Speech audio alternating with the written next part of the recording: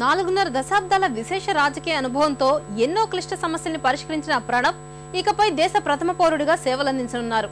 రాష్ట్రపతిగాను తనదైన ముద్ర వేసే శక్తి ఉన్న ప్రణబ్ పదవికి ఎన్నికైన రోజే ప్రజాభిష్టానికి అనుగుణంగా రాజ్యాంగ పరిరక్షణ బాధ్యతను నిర్వహిస్తానని ప్రకటించారు. అందరి వాడిగా మారిన దాదా జీవన ప్రయాణాన్ని పరిశీలిద్దాం.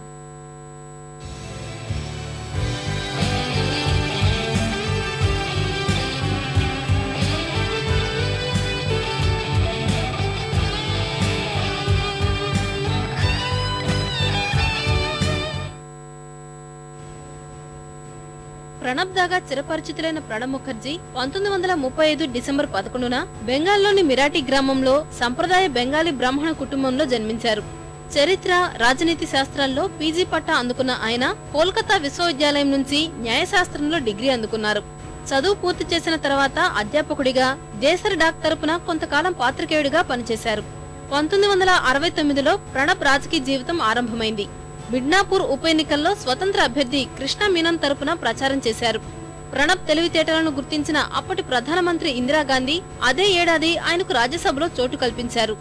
తర్వాత 1975, 81, 93, 99 సంవత్సరాల్లో మరో 4 సార్లు ఎగువ సభకు ప్రాతినిధ్యం వహించారు. రాజకీయ ప్రస్థానం ప్రారంభమైన తొలినాళ్లలోనే దాదాకి పార్టీలో తగిన గుర్తింపు లభించింది. ముఖ్యంగా ఇందిరాగాంధీకి అత్యంత విశ్వాసపాత్రుడిగా పేరు తెచ్చుకున్నారు. రాజకీయ పరిణతి, సమయస్ఫూర్తి, అపరిమితమైన తెలివితేటలున్న ఆయనకు అనతి కాలంలోనే ఉన్నత పదవులు లభించాయి. Are your roots still very much there in Mirathi, in Birbhum? Are your roots still there? Do you still call it? Yeah, my root is still there. And I get back to my root when during the without exception, some exceptional years were there. Most of the time I go to my village during the pujas, Durga pujas. We have ancestral puja for over very long period of time. ప్రతి అవకాశాన్ని అందిపుచ్చుకున్న ప్రణబ్ బహుముఖ ప్రజ్ఞాశాలిగా పేరు తెచ్చుకున్నారు. రాజకీయాల్లోకి వచ్చిన 4 ఏళ్లకే 1973లో ఇందిరాగాంధీ మంత్రివర్గంలో కీలకమైన పరిశ్రమల శాఖ సహాయ మంత్రిగా చోటు దక్కించుకున్నారు. అత్యవసర పరిస్థితి సమయంలో ఇందిరతోనే ఉన్న ప్రణబ్ కు తగినంత గౌరవం లభించింది. ఇందిరాగాంధీ 1978లో ప్రణబ్ ను రాజ్యసభలో కాంగ్రెస్ పార్టీ ఉపనేతగా నియమించారు. 1980లో రాజ్యసభలో పార్టీ నేతగా పదోన్నతి సాధించారు. 1980లో తిరిగి అధికారంలోకి వచ్చాక ఇందిరా సముచిత గౌరవాన్నే ఇచ్చారు. ఇందిరాగాంధీ అందుబాటులో లేని సమయాల్లో ముఖర్జీ నేతృత్వంలోనే కేబినెట్ సమావేశాలు జరిగేవి. 1982లో తొలిసారి ఆర్థిక మంత్రిగా కీలక బాధ్యతలు చేపట్టి 1984 వరకు ఆ పదవిలో కొనసాగారు. ఇందిరా హత్యానంతరం రాజీవ్ గాంధీ, ప్రణబ్ మధ్య విభేదాలు తలెత్తాయి.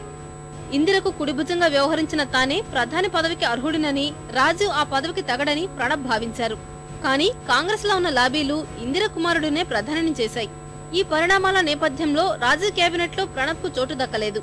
అప్పటి నుంచి దాదాపు 2 ఏళ్ల పాటు తెరమరుగైన ప్రణబ్ 1986లో కాంగ్రెస్ నుంచి బయటకు వచ్చి రాష్ట్రీయ సమాజ్వాదీ కాంగ్రెస్ పేరుతో వేరుకుంపటి పెట్టుకున్నారు. 3 ఏళ్ల అనంతరం రాజీవ్ తో విభేదాలు సమసిపోవడంతో 1989లో పార్టీని కాంగ్రెస్ లో విలీనం చేసి కాంగ్రెస్ లో తన స్థానం సుస్థిరం చేసుకున్నారు.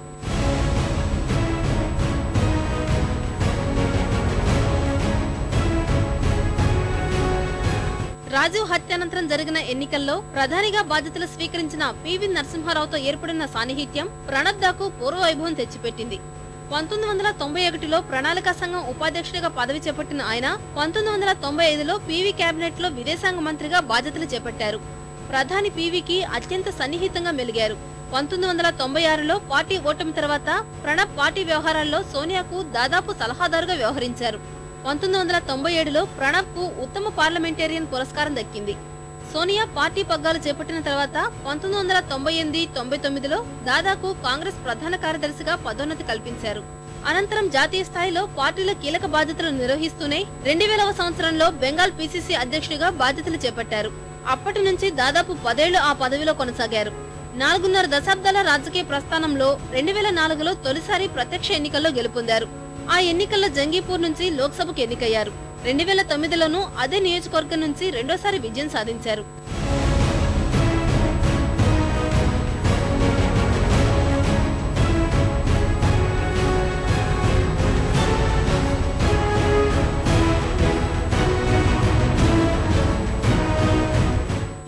2014లో కాంగ్రెస్ నేతృత్వంలోని యూపీఏ అధికారంలోకి వచ్చాక పరిపాలనా భారమంతా ప్రణబ్దే. పార్టీలోనూ ప్రభుత్వంలోనూ సోనియా, మన్మోహన్ల తర్వాత స్థానం ఆయనదే. ప్రభుత్వం, సంకీర్ణ భాగస్వాముల మధ్య ఏర్పడే పొరపొచ్చాలు, పార్టీలో అంతర్గతంగా ఏర్పడే సమస్యలు అన్నింటికీ ఆయనే పరిష్కర్త. అనునిత్యం కాలంతో పోటీపడి పనిచేసే ప్రణబ్ యూపీఏ 1లో రక్షణ, విదేశాంగ శాఖల మంత్రిగా, యూపీఏ 2లో ఆర్థిక మంత్రిగా 100కు 100 మార్కులు సాధించారు. వీటన్నింటికీ మించి పరిణతి చెందిన రాజనీతిజ్ఞుడిగా క్లిష్ట సమయాల్లో ప్రణబ్ చూపిన చతురత అసాధారణం. అమెరికాతో అణు ఒప్పందం సమయంలో యూపీఏను గట్టెక్కించడంలోనూ, అన్నా హజారే దీక్ష సమయంలో పార్టీలకు అతీతంగా పార్లమెంటును ఒక్కతాటిపై నిలబెట్టి చట్టసభల ఔన్నత్యాన్ని కాపాడటంలో ఆయన అసమాన రాజకీయ పరిణతి కనబరిచారు. Is there a president who is a role model? Radhakrishnan, Rajendra Prasad, Zakir Hussain, Venkat Raman. No, all of them have made their very valuable contribution. But perhaps it would not be correct to say that one could be the role model. Because Constitution is a living document. You have to implement it. You have to put in application. Therefore, and President is the custodian of the Constitution. Therefore, you have to always review it. So, situation prevailed in 50s or 60s may not have relevance today.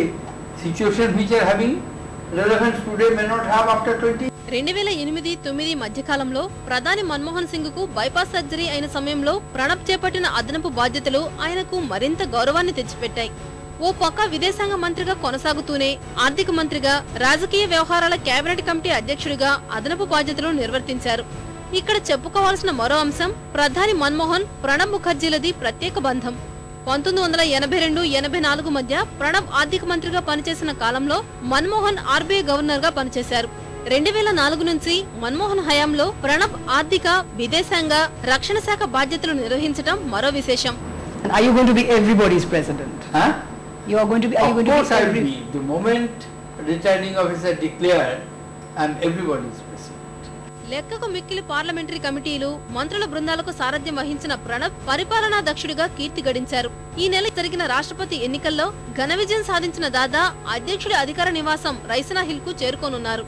పదవి ఔన్నత్యాన్ని కొత్త శిఖరాలకు చేర్చే శక్తి ఉన్న వ్యక్తిగా ప్రశంసలు అందుకుంటున్న ప్రణబ్ ప్రథమ పౌరుడిగానూ అందరికీ ఆదర్శంగా నిలుస్తారని విశ్లేషకులు అంచనా వేస్తున్నారు.